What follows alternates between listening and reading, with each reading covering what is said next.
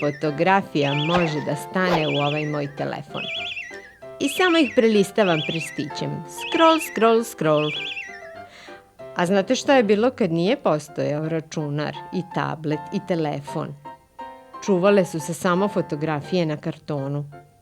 A nekada bi ih držali u ramu, na zidu ili u fotografskom albumu. I neki su albumi baš bili lepi.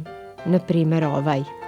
On je pripadao Lazi Mamuziću, pa zato na njemu piše LM. A pošto je Laza bio gradonačelnik Subotice, te male sličice na njemu su fotografije ovog lepog grada.